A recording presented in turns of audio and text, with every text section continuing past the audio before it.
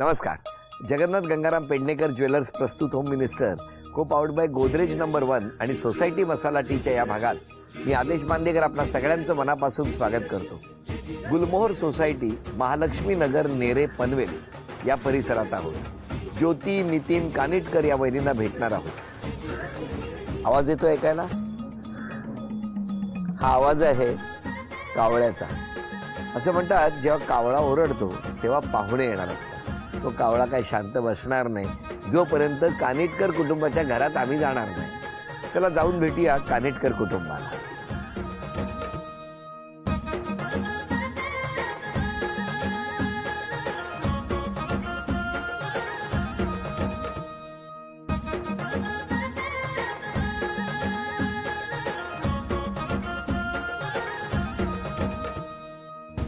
नमस्कार. नमस्कार. अरे बापरे, नेऱ्यात एवढे आहेत. सुस्वागतम.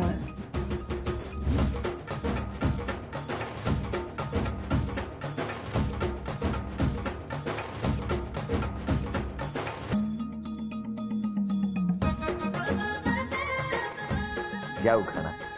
होम मिनिस्टरची टीम येणार म्हणून सगळी मित्रमंडळी जमली आणि नितीन ज्योतीची केमिस्ट्री जुळली. द्या ओळख करून सगळे. हे माझे मिस्टर नमस्कार. नितीन कानिटकर आणि आई. नमस्कार. आणि भाऊ म्हणतो आम्ही त्यांना. माझे सासू सासरे सातारला असतात, सध्या इथे आहेत. अरे वा वा. आणि हे सगळे आणि हे सगळे मित्रमंडळी आहेत.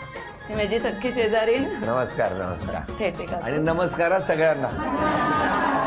आणि या कुलकर्णी काकू. नमस्कार. विद्या भाभी, नमस्कार. पोकळे वहिनी, हो, हो, हो. सानिका, सगळे आल्या का? सगळे आले. पल्लवी आणि सगळ्या माझ्या मैत्रिणी. घे रे वरती जरा सपना, कॅमेरा. सगळ्या आल्या का बघ, हा? सकाळपासून मेकअप करतायत त्याला. सुरुवात करूया आजच्या गप्पांना. कुठलं बालपण? माझे धुळे, धुळ्याला, उत्तर महाराष्ट्र. उत्तर महाराष्ट्रात. आणि तुमचं? सातारा. सातारा, पश्चिम महाराष्ट्रात. मग शाळा वगैरे सगळं तिथे? माझं शाळा कॉलेज सगळं शिक्षण धुळ्यात. आणि तुमचं सगळं? माझं वेगवेगळ्या ठिकाणी. म्हणजे लहानपण मुंबईत गेलं. बांद्र्याला मी गव्हर्नमेंट कॉलनीत राहत होतो. माझे वडील गव्हर्नमेंट सर्व्हिसमध्ये होते, त्याच्यामुळे तिथे राहत होतो आम्ही. आणि त्यानंतर मग 2 वर्ष साताऱ्यात होतो. त्यानंतर कॉलेज पुण्याला होतं. नोकरी करायला उदयपूरला गेलो, तिथनं रत्नागिरीत गेलो, माणगावला गेलो आणि पनवेलला आलो. कसं काय टप्प्याटप्प्याने फिरले? हो ना. आमचं 14वं घर आहे. 14वं घर आहे. 28 वर्ष झाली लग्न होऊन आणि 14 आम्ही घरात आता ह्या शिफ्ट केलं सामान. वडिलांच्या नोकरीमुळं, माझ्या नोकरीमुळं, आणि मी पण गव्हर्नमेंटमध्ये आहे. मी रेल्वेमध्ये नोकरी करतो, त्यामुळे आमच्या पण ट्रान्सफर होत असतात. त्यामुळे त्या ट्रान्सफरेबल जॉबमुळे मी पण असं रत्नागिरी, माणगाव आणि आता बेलापूर ऑफिसला. रत्नागिरी, माणगाव जे आहेत ते रेल्वेमुळे? हो, कोकण रेल्वेमुळे झालं. कोकण रेल्वेमुळे. पण मग या प्रवासामध्ये तुमची कसं काय, म्हणजे पश्चिम महाराष्ट्र आणि तिकडे उत्तर महाराष्ट्र हे एकत्र कसं आलं? माझं गुहागर गाव आहे, माझ्या माहेर खरं तर. तिथे सासरे माझे PWD सुप्रिटेंडिंग इंजिनियर होते, तर ते तिकडे आले होते आणि त्यांची अशी अट होती की उंच मुलगी हवी. बर. आणि लकीली मी गेले होते धुळ्यातनं गुहागरला. मग तिथे आमचा बघण्याचा कार्यक्रम असा पारंपरिक तुम्ही तेव्हाच पद्धतीने. बघितलं त्या ना? नाही, मग यांच्या आधी बोलणं झाल्यानंतर माझ्या मावशीच्या घरी मुंबईला आम्ही भेटलो. मग तेव्हा तुम्ही मुंबईत होता राहायला? नाही, त्यावेळेला मी उदयपूरला होतो. उदयपूरला. आणि माझा साखरपुडा झाला, ही एक कथाच आहे. मी होतो उदयपूरमध्ये आणि माझा साखरपुडा पुण्यामध्ये झाला. आणि साखरपुडा झाला त्यावेळेला मी हजर नव्हतो. मी उदयपूरमध्ये होतो. मी मित्रांना सांगितलं, अरे आज मेरा एंगेजमेंट हो गया. अरे म्हणले किसको पागल बना रहे हो, तो इधर ही है. कौन है लड़की, कहाँ पे है, कब देखी तुमने, हमको पता ही नहीं चला. अरे म्हणलं नाही, वो लड़की उधर पुणे में है. क्या बात करतो. आणि त्यावेळेला फोटो वगैरे एवढी नव्हते. मग ही गोष्ट आहे 90 सालची. हो. त्यानंतर फोन वगैरे काही नव्हते. मग त्यानंतर फोटो आल्यानंतर मी त्यांना दाखवला होता की ही बघ माझी होणारी बायको. पण साखरपुड्याला हे नव्हते आणि साखरपुडा झाला, हे कसं काय हो? त्या काळी म्हणजे सासरे आणि सून असली की साखरपुडा व्हायचा. त्यांनी ठरवलं एकदा की विषय संपला. आणि तुम्ही पण असंच तुमचं होतं की आई बाबाचे म्हणतील ते फायनल? एक्झॅक्ट. हो ना. तुमच्या इकडे तसंच असं? हो. नाही म्हणजे आम्हाला बघायचा होता मुलगा पण. हा. मग आम्ही म्हटलं की नुसतं आई बाबांना भेटून नाही, त्याला एकदा येऊ दे. मग आम्ही मुंबईत भेटलो. एकदाच भेटलो. हो. आणि मग ते एकदम पुण्याला गिरायला भेटलो डायरेक्ट. पण त्या दरम्यान मग एकमेकाचा कॉन्टॅक्ट घेणं किंवा संपर्क पोस्ट साधणं? कार्ड. Post card. भारतीय म्हणजे मी एक पत्र लिहिलं होतं त्यांना आणि त्यांनी एक पत्र मला पाठवलं होतं. काय सांगताय काय?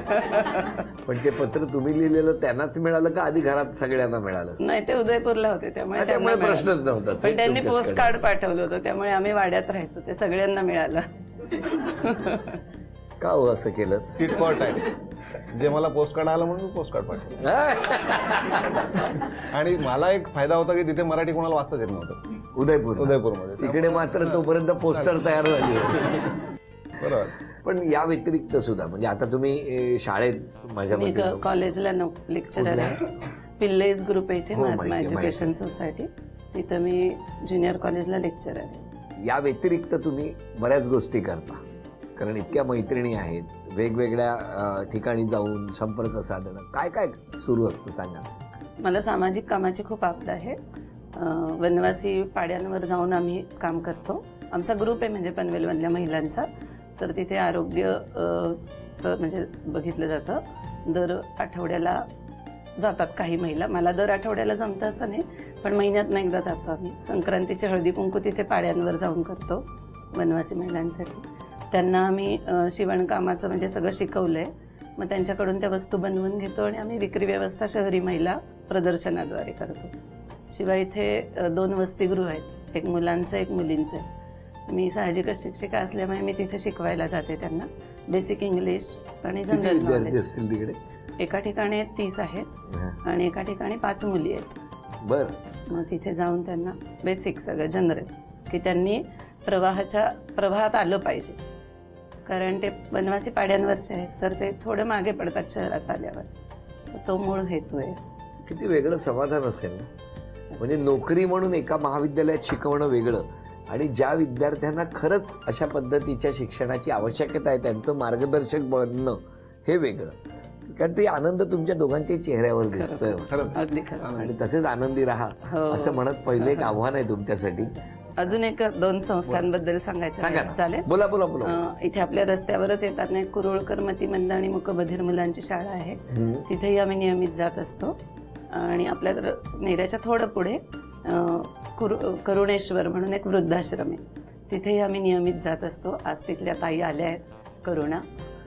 तिकडे किती आजी आजोबा आहेत? तिथे 29 आजी आजोबा आहेत. बरं. आणि इकडे इथे 40 मुलं आहेत. 40 मुलं आहेत. मग त्यांच्यासाठी त्या सुद्धा सगळ्यांच्या आम्ही तुमचा- आई बाबा असल्यासारखे इतकं ते मुलं प्रेम करतात मला आमच्यावर. माहितीये, मी समजू शकतो, कारण आम्ही मी नियमित महाराष्ट्रभर जातो. हा. फिरत असताना अशा अनेक गोष्टी किंवा अशा अनेक संस्थांशी संपर्क येतो.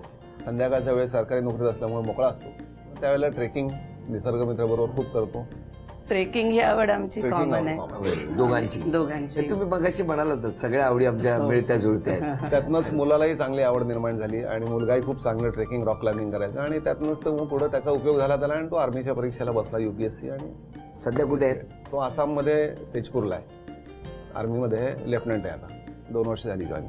आता सीमेवरती ज्या पद्धतीने घडामोडी घडतायत त्या बघितल्यानंतर एक आई वडील म्हणून तुमच्या मनात काय नेहमी चाललेलं असतं? असं एकदाच झालं होतं ज्यावेळेला तो जॉईन झाला. म्हणजे तो आधी म्हणला होता बाबा मला परीक्षेला बसायचं आहे. म्हणलं हां बस. आम्हाला वाटलं असंच काहीतरी गंमत म्हणून बसतो वाटतं, पण त्यानं खूप सिरियसली अभ्यास केला आणि कसा अभ्यास केला हे आम्ही सांगू शकत नाही, कारण आम्ही कधी त्याला अभ्यास करताना बघितलं. पण पहिल्याच अटेम्प्टला तो क्लिअर झाला आणि उत्तम मार्कांनी पास होऊन तो लेफ्टनंट ज्यावेळेला झाला ज्यावेळेला मी त्याला सोडायला विमानतळावर गेलो त्यावेळेला मला एकदा थोडंसं मनात वाटलं होतं की अरे एकुलता एक मुलगा आहे आपला. पण असं म्हणतात ना की शिवाजी नेहमी दुसऱ्याच्या घरात जन्माला यावं असं आपल्याला वाटत असतं. म्हटलं चला ह्याला आपल्याला मौका मिळाला, आपल्या घरात जन्माला आला. काय बात आहे. अभिमान आहे. म्हणून आम्ही त्याला पूर्ण पाठिंबा दिला. त्याला म्हणलं अवश्य जा, आमची काळजी करू नकोस, आम्ही एकमेकांची काळजी घेऊ, आई बाबा आहेत, माझा मोठा भाऊ पुण्यात असतो, तो यायचा. राहू म्हणलं छान राहू. काय गंमत आहे बघा. तसं काय आज इतक्या वर्षाच्या प्रवासामध्ये अचानक आम्ही अशा तुमच्या घरात आलेले आहोत. हे सीमेवर लढणारे जे सगळे वीर आहेत त्यांच्या आईबाबांना भेटायला आम्हाला मिळालं. काय किती आनंदाचा क्षण आहे माझ्या मते. अशाच गप्पा सुरू असताना आता एक छोटंसं आव्हान तुमच्यासाठी. हो. पटकन घरात जायचं, काही चिठ्ठ्या आम्ही लपवून ठेवू. बरं. एका चिठ्ठीवरून दुसरी चिठ्ठी आणि मग चांदीची अन्नपूर्णा तुमच्या घरात आहे, घेऊन यायची. वेळ 1 मिनिटाची. हो. कोकण रेल्वे वेळ सुरू झाली. सांगू शकता तुम्हाला माहिती असेल तर कुठे आहे ते पटकन. सैनिका तुला सलाम. सैनिका तुला सलाम. बघा तिकडे काही आहे का, चिठ्ठी वगैरे कुठे काय? आहे आहे आहे. आहे आहे आहे आहे आहे. गोपाळ कृष्ण राधे कृष्ण. 35 सेकंद होऊन गेली आहेत वहिनी. 40. ताक घुसळण्याचे साधन. 45. 10, 9, 8, 7, 6, 5, 4. हे चांदीचं नाणं तुम्हाला मिळालं. अभिनंदन वहिनी. धन्यवाद. हा चांदीचा कुंकवाचा करंडाही मिळाला. अभिनंदन. धन्यवाद. चांदीची तुळसही तुम्हाला मिळाली. अभिनंदन. धन्यवाद. आणि चांदीची अन्नपूर्णा सुद्धा तुमच्या घरात आली. अभिनंदन. अरे धन्यवाद. नमस्कार. तुम्हाला बोलायला माईक मिळणार आहे, पण आता तुम्ही ज्या भावना कागदावर व्यक्त केल्यात त्या बघूया आधी. हां, आत्ता 10 मिनिटात येते असं म्हणता आणि 1 तास झाला तरी मैत्रिणींमध्येच असता, असा एक तुमच्यावरती आरोप आहे. मान्य आहे तुम्हाला? हो. सासूला दात नाही तर गुळ पापडीच्या वड्या अगदी ताज्या उरलेला जो दात आहे तो सुद्धा पडला पाहिजे ह्याची काळजी घेता तुम्ही. नाही, मुद्दाम नाही केलं. गुळ चांगला नव्हता. आपलं काय म्हणणं आहे? वाटलं नाही आज 28 वर्ष तरी काय असं ती करेल म्हणून कटकार असताना. फोनवर खूप बोलता, पण जर कोण प्रत्यक्ष भेटलं तर मात्र तुम्हाला वेळ नसतो. आणि सगळ्या मैत्रिणी जेव्हा भेटताना त्या बॉसिंग तुमचीच असते. मान्य आहे? मान्य आहे. काय वाटतं, तुमचं काय म्हणणं आहे या सगळ्या आरोपांवर? मान्य आहे, काय हरकत हो नाही. ना. आज मला मतं कळली. उलट म्हणजे मी फरक करेन स्वतःच्या स्वभावात आणि वेळ देईन मैत्रिणींना पण. तेवढीच वेळ द्या, पण जरा त्यांनाही बॉसगिरी करू द्या ना कधीतरी. चालेल चालेल. तुमचं काय म्हणणं आहे? एका मताशी मी थोडासा त्याच्या सहमत नाहीये की ही फक्त स्वतःच चालवत असते. कारण बऱ्याच वेळेला असं बघितलेलं आहे की हिला एक जज म्हणून पकडलं जातं आणि 2 जण बाजू मांडतात आणि मग ही सांगितलं लोकांना ऐकायला लागतं. त्यामुळे एखाद वेळेस त्यांनी असं लिहिलं असेल की स्वतःच बॉसिंग करते म्हणून. ही शक्यता आहे. काय प्रेम आहे बघितलं. पण त्याच्यावरचा एका मैत्रिणीने गमतीत सुद्धा केलेला आरोप असेल समजा, तर तोही त्यांना मान्य नाही. म्हणून मग अशी म्हटलं आमची केमिस्ट्री जुळते. तर आता चित्र काढायचे तुम्हाला. हं? या.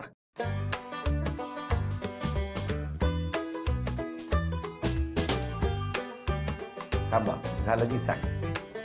10, 9, 8, 7, 6, सांगत राहा. 5, 4, 3, 2, 1. जवळ आलाय. वेळ संपली. थांबा, तुम्ही ओळखाव. Bread patties. हं? Bread patties. Bread patties. हे विमान आहे.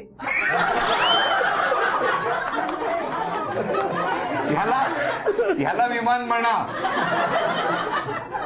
इतकी वर्ष मी आकाशाकडे बघत होतो. हे कधीतरी उतरू इकडे. मी शाळेत असताना चित्रकलेची वही दिली तपासायला की माझ्या मॅडम अशी वही भिरकावून द्यायच्या. ते मला आज पुन्हा अनुभव आला की नाही. पण खूप छान चित्र काढलं. तुमच्या भावना तुम्ही उतरल्यात. चित्रकाराच्या भावना बरोबर आहेत. प्रॉब्लेम ह्यांचा आहे सगळ्यांना.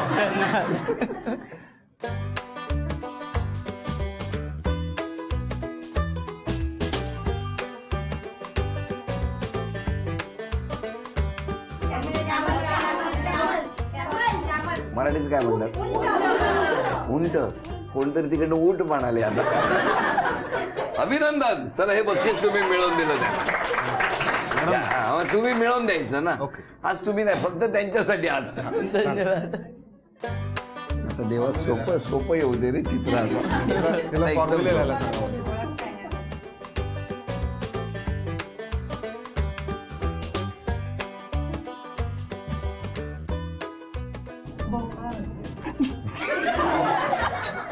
थांबा. हा सांगा. झालं का? काढून झालं का? 10, 9, 8, 7, 6, 5, 4 3 2 1 वेळ संपली. थांबा आता तुम्ही सांगा हो काय.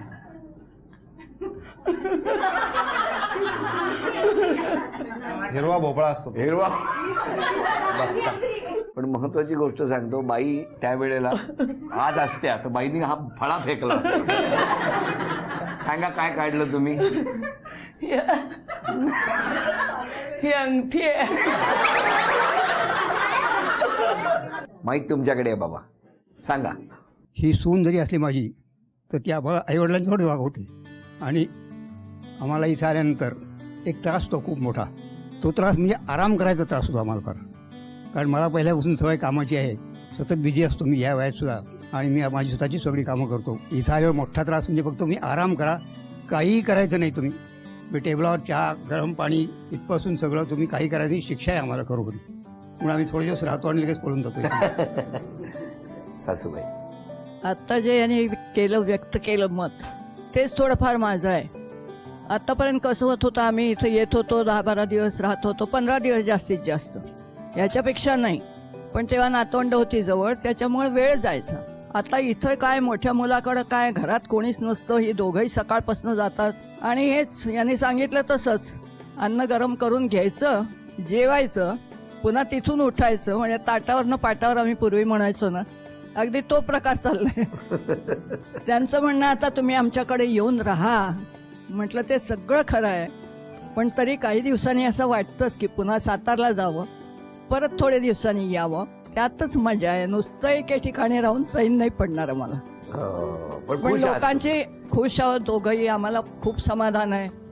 पण त्यांच्या दृष्टीनं विचार केला तर ते म्हणतात की लोक आम्हाला नावं ठेवतील की तुम्ही आईवडिलांच्याकडे लक्ष देत नाही, ती दोघंच तिथं राहतायत, तुमच्याकडं आणा. पण आम्ही उलटं म्हणतोय. आम्ही असं मधनं आलो की आम्ही पण फ्रेश असतो, तुम्ही पण फ्रेश असता, जास्ती आनंद वाटतो. हे बघा, लोकांच्या प्रश्नांची उत्तरं याच माऊलीनं देऊन टाकलेली आहे. त्यामुळे कधी निघताय आता साताऱ्याला. अजून कोण बोलणार. दोन्ही उभयतांबद्दल जितकं सांगावं तितकं कमीच आहे. ज्या वेळेला काही काम असतं आमचं, मगाशी ज्या संस्थेचा त्यांनी उल्लेख केला, करुणेश्वर वृद्धाश्रमाचा, तिथूनच मी आलेली आहे. जसं त्यांनी मगाशी सांगितलं की ते तर स्वतः मदत करतच असतात, आमच्याचकडे म्हणा, दुसऱ्यांकडेही म्हणा, सामाजिक क्षेत्रात त्यांचा खूप मोठा वाटा आहे.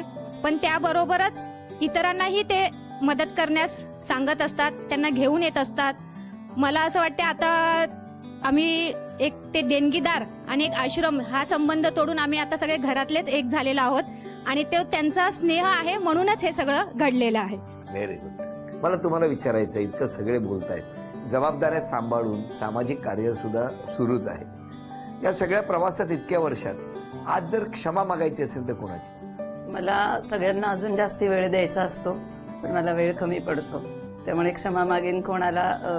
नाही कोणी बोलवलं तर लगेच नाही जाऊ शकत कधी कुठे, तर त्यांची क्षमा मागेन आज नक्की. आणि कधी कोणाला दुखावलं गेलं असेल कधी बोलण्यातनं वगैरे, तर त्यांची सगळ्यांची मी आज क्षमा मागते जाहीरपणे. तुम्ही. माझा स्वभाव थोडासा फटकळ आहे. आणि बरेच लोक असं म्हणतात की तू एक गाव दोन तुकडे असा माणूस आहे. त्यामुळे माझ्याकडनं काही लोक दुखावले गेलेले आहेत, त्यांची मी वेळोवेळी क्षमा मागितली आहे. तरी पण काही असं असू शकतं. कारण अजून माझ्या डोक्यात काही प्रसंग आहेत की एक दिवस मला अजून आठवतंय की एक दिवस रात्री कॉल आला, एक जण आजारी होते, माणगावला अपघात झाला होता. आणि कारण काय होतं मला माहित नाही, पण त्यावेळेस मी त्यांना येत नाही म्हणून सांगितलं. आणि ते अजून माझ्या मनाला लागले. मी त्याला आता झाली 8 वर्ष. पण मी त्यानंतर मग कटाक्षानं ठेवले की मध्यंतरी सुद्धा एक दिवस रात्री 3 वाजता बोलावून आलं मला एका आमच्या सहकार्याच्या वडिलांना ठीक नव्हतं म्हणून. मी 3 वाजता उठून रात्री गाडी घेऊन गेलो. पण मी ते एक पाळलं, पण त्याची एक मला अजून खंत आहे म्हणा की नाही गेलो. या प्रवासामध्ये आपण बघितलं की इतक्या ठिकाणी वेगवेगळ्या आपलं कर्तव्य बजावत असताना नकळत काहीतरी गोष्टी होऊन जातात, ज्या आयुष्यभर त्या मनात कुठेतरी खोलवरून राहिलेल्या असतात. नेमकी तीच भावना या दोघांचीही आहे. हसत आहेत. तर तुम्हा संपूर्ण कुटुंबाला तुमच्या मी म्हणेन, म्हणजे कुटुंब हे असं सगळं कुटुंब आहे. आणि रक्ताची नाती, रक्तापलीकडची नाती अशी सगळी जडली जातात. त्या सगळ्यांच्या सुखासाठी प्रार्थना करूया. आणि या प्रार्थनेबरोबरच झी मराठीकडून ही भेटवस्तू तुमच्यासाठी. धन्यवाद. वहिनींना तथास्तु पुणे यांच्याकडून मिळते आहे पैठणी.